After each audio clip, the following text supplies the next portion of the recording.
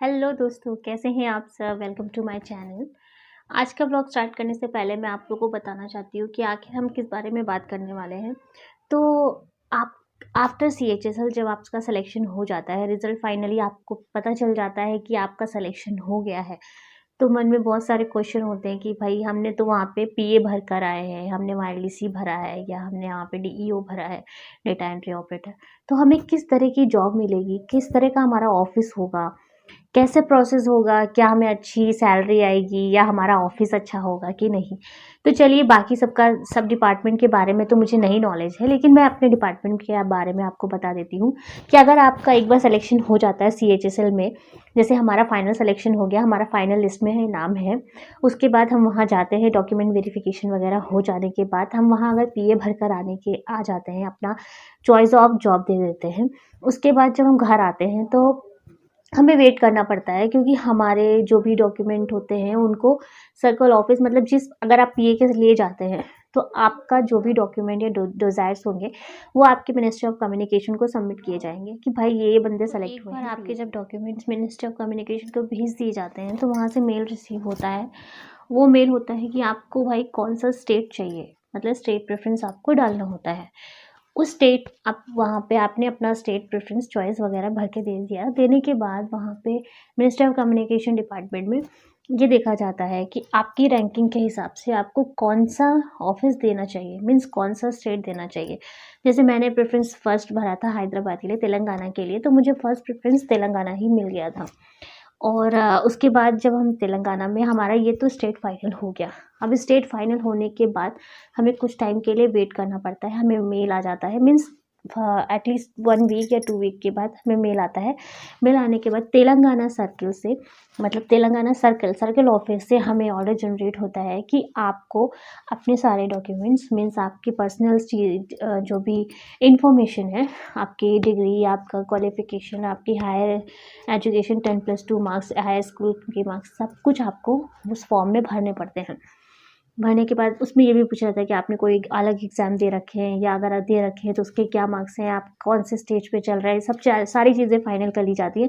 क्योंकि जब भी आप सेलेक्ट होते हो तो प्रोविजनल रोल पे सेलेक्ट किए जाते हो। उसके बाद जब आप ये सब चीज़ें फाइनल हो जाती हैं, फाइनल होने के बाद आपको लास्ट में ये सारी चीज़ें सबमिट, मतलब ये आपको बाकायदा रजिस्टर पोस्ट के थ्रू ही भेजना होता है, और मेल भी कर सकते हैं, वो मेल आईडी आपको मेंशन कर दी जाएगी। मेल होने के बाद द पर्टिकुलर स्टेट वाले आपको आपके डिविजनल ऑफिस वालों से कांटेक्ट कराएंगे। मीन्स डिविजनल ऑफिस से आपको मेल रिसीव होगा कि congratulation for selection is staff selection commission and welcome to our department, like ministry of communication, India post, department of post. इस तरह का मेल आता है। हमें बहुत खुशी होती है कि भाई हमको डिपार्टमेंट मिल चुका है। डिपार्टमेंट मिलने के बाद डिविजनल ऑफिस से आपको मेल आता है। आने के बाद डिविजनल ऑफिस से आपको बोला जाता है कि आपको इस दिन का पहले वहाँ पे आपको अपनी, मतलब प्रेजेंट होना है, ड्यूटी के लिए आपको प्रेजेंट होना है। तो वहाँ से आपको जाना पड़ता है। मतलब मुझे जैसे डेट दी गई थी 8 अगस्त, 8 अगस्त को मैं वहाँ पे डिविजनल ऑफिस पहुँची थी।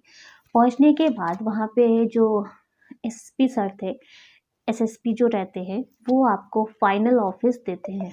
मुझे उस टाइम पे जो सर थे उन्होंने अच्छा ऑफिस दिया था, मुझे नियर बाई रेलवे स्टेशन मिला था, मतलब अच्छे लोकेशन पे अच्छा ऑफिस मिल गया था। तो उन्होंने मुझे ऑफिस दिया, और ऑफिस देने के बाद बोला कि आप 3-4 डेज़ के बाद इस ऑफिस में जाके मतलब ज्वाइन हो जाइए। वहाँ जाने के बाद मेरी 4 डेज़ की होम इंडक्शन ट्रेनिंग हुई थी। होने के बाद हमें मतलब लगभग 1 महीने के बाद मुझे पीटीसी ट्रेनिंग के लिए भेजा गया था। अब बात करते हैं कि हमें सर्कल ऑफिस कैसे मिलेगा, डिविजनल ऑफिस में कैसे काम मिलेगा, हेड ऑफिस में जाना चाहिए या सब ऑफिस में जाना चाहिए। सब ऑफिस में जाना है तो काम कैसे करेंगे, मीन्स उसमें ब्रांच ऑफिसर्स भी होते हैं, तो कैसे हैंडल करेंगे सारा काम। तो देखिए, अगर एक बार हमारा सिलेक्शन हो जाता है, ये पूरी तरह कम्प्लीटली डिपेंड्स करता है आपकी रैंकिंग पे और वहाँ बैठे आपके एसएसपी से, मतलब डिविजनल ऑफिस पे। तो जब आपकी रैंकिंग अच्छी होगी तो 100% आपको हेड ऑफिस दिया जाएगा।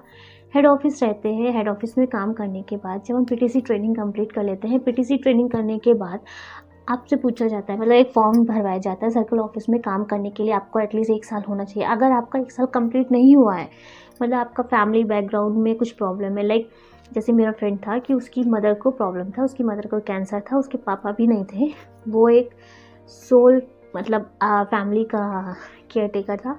तो उसको सर्किल ऑफिस दे दिया गया था क्योंकि वो उसके घर से 6 किलोमीटर की दूरी पे था।